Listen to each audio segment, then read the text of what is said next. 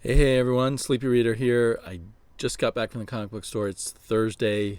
I couldn't make it Wednesday, but I thought I'd share with you what I got. It's all in here. So, first off, I guess stuff that was not in my pull list. I grabbed this graphic novel hardback from Colin Bunn and someone whose name I can't pronounce. Dalibor Talajic, perhaps.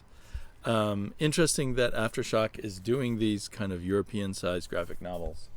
It says, "Witches live among us. They are our friends, our neighbors, and family members. They are our idols." Huh? And someone is murdering them. It's called Witch Hammer. I think when I flipped through it, the art and color appealed to me a lot. So I should look and see who the colorist is. And a name that's even less pronounceable. Sebastian Kamajajevic is the colorist. I wonder where the artist and colors are from, but they've got all kinds of accents and stuff over letters in their names. It almost makes you wonder if this was originally published by some European publisher and then reprinted here. Copyright 2018, so that's interesting. I assumed it was a brand new book, but maybe it's one my shop owner just got in recently and threw it up on the new graphic novel shelf. It's not always exactly accurate about those things. Or is it copyright 2018 because it was published in Europe first? It's hard for me to parse out that if somewhere here says it's first printing November 2018. So yeah, it's a 2018 book. So I conned myself into thinking I was getting something that was hot off the presses. Speaking of hot off the presses, here are the books I grabbed off the shelves before I show you my pull list books. So I decided to read, I was hearing some fun stuff about Savage Avengers. I read issue 1 and enjoyed it, but I was thinking of just waiting on it. But I grabbed issue 2 and issue 3. I particularly like that issue 3 cover.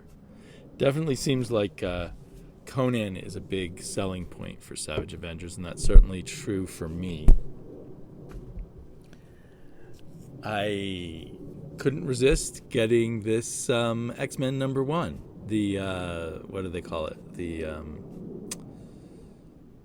Anyway, it's the edition that reprints everything except for the price and the copyright dates. The facsimile edition.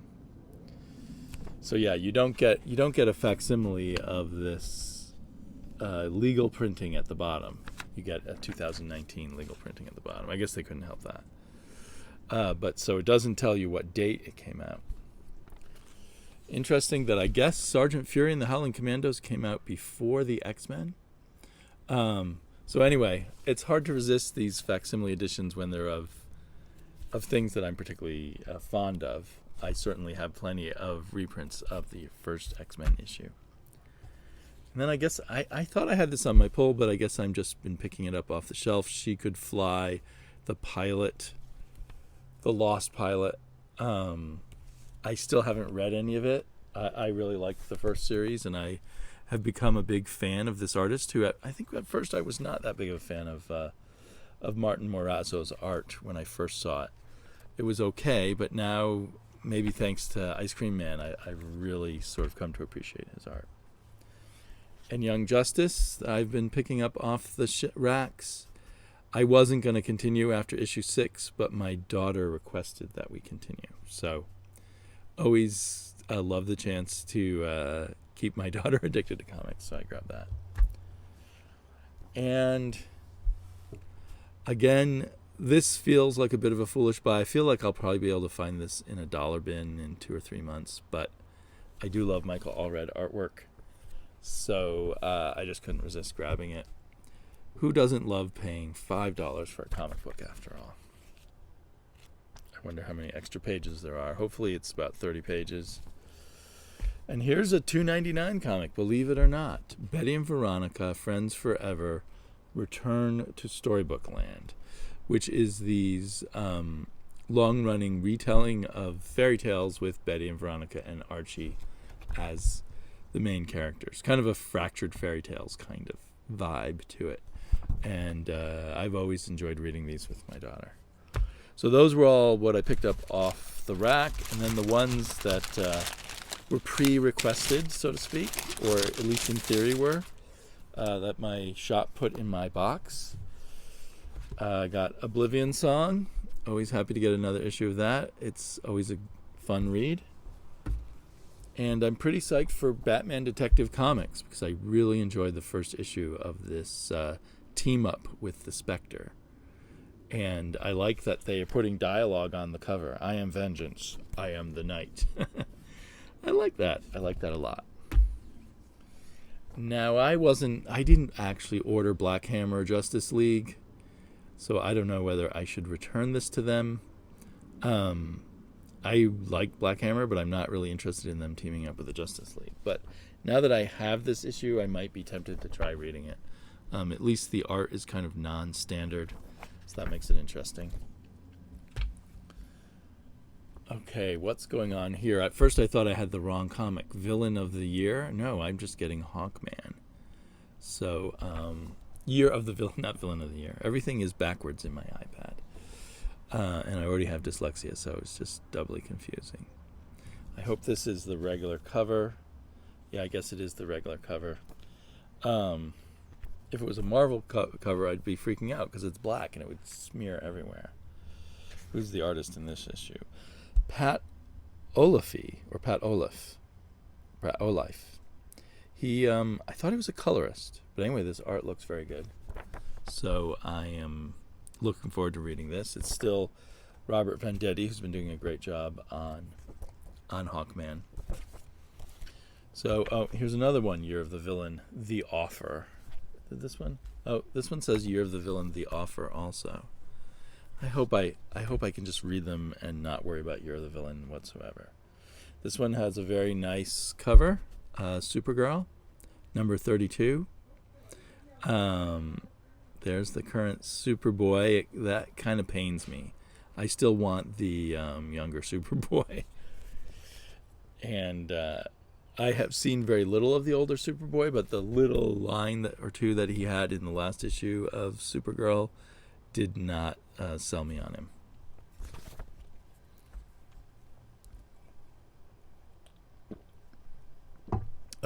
Oh, he's good. Another issue of Criminal. Wow, that feels nice and thick. And for $3.99, take a lesson, Marvel and DC. Give us thicker books for the money. So they have just released 2 issues of this in a small hardback called Bad Weekend. I flipped through it at the store, but I'd actually already ordered it from In-Stock Trades. So I'm looking forward to getting that and rereading it with the extra pages and owning it in hardback. Anyway, yeah, that's probably going to be my top book of the week, or there's a very good chance. I'm very curious whether I'll like or dislike Second Coming, the controversial book where Jesus becomes the roommate of a Superman-like superhero. He comes back to Earth because people are worshiping the superhero too much, I believe. I think that's the premise. So it looks like Superman beats up the criminals and Jesus gives them bread to eat. So we'll see. I'm starting to think I can't love every book written by Mark Russell. But the art in here looks very nice. So I'm pretty excited. And I love getting Ahoy Comics anyway. They are the comic book company that gives me the best bargain for my money. Lots of good comics from them. Gogor number 3. I think this is just 6 or 7 issues. I really like the first 2 issues. I lent them to my neighbors because it's an all-ages comic, a very good one. And I need to get those issues back. Symbiote Spider-Man. I'm assuming this is a 6-issue mini, so we're getting closer to the end. That's a pretty cool cover. Looks like Mysterio with his fishbowl cracked, being attacked by the Venom suit, I assume. So, yeah, I've been thinking they've been doing a good job on this. And Savage Sword of Conan. I was excited because the creators are Jim Zub and Patrick Zurcher, people whose work I've enjoyed in the past. So hopefully they are working their A game on their short stint on Conan here, as we saw previously with some other people. Savage Sword, it seems to be the rotating different creators, which is kind of in the vein of the early Savage Sword of Conan, early Savage Tales, where you would see different people's takes on Conan before it just became John Buscema and crew and Roy Thomas on every single story. But anyway, I like that concept. I like seeing a lot of different people's takes on Conan, and hopefully all of them, trying to do their A game on this classic character. I don't know how many issues this one is. It's definitely not a one shot, because I see it says to be continued on the last page. So it's probably a 6-issue one again, or 5 issues. I love this stuff. I thought maybe this comic would be out this week, but instead I find in my pull another Ashcan. So it says it's coming out August 7th. So I guess I got a preview of it. This one is on my pull because of the writer Dan Waters, whose work is really great on Lucifer, one of my kind of top 5 comics. The art in here looks really good. I really like that page design and color and everything. So I'm pretty excited about this. I don't know whether to read it in this tiny version that I got for free or wait till I get the big size one that I'm paying for. I've yet to read my comics from last week. The 4th of July weekend totally changed my regular schedule. Finally here, I'm looking forward to this artwork a lot, is the Batman universe. It's the Batman story originally from the Walmart comic, written by Brian Michael Bendis, but the exciting thing is art by Nick Darrington, whose art I loved on the Doom Patrol. So I'm really excited to see what he will do with Batman. So very cool. I guess he has kind of a little bit of a Paul Pope vibe going on in here, which I didn't think of when he was doing Doom Patrol. But Nick Darrington seems like one of the more exciting artists at DC. But again, these ones, yes, $5 for these. I think they maybe have a page or two more than the and it has a sneak preview for something else inside. I think they that's the last page. I probably shouldn't show that. I think they just have like 21 or 22 pages as opposed to 20 pages of the main story. So that's everything I got. I don't know what I'm going to do about my now kind of regular comic book thoughts countdown. I may do a kind of combined weeks ones where I just pick my top 10 from the last 2 weeks worth of reading, and then maybe then go back to my regular pattern, assuming I manage to go back to my regular pattern thereafter. Both of these 2 weeks are very heavy weeks, so to get behind at this point is also problematic, I suppose. But I will prevail. Talk to y'all later.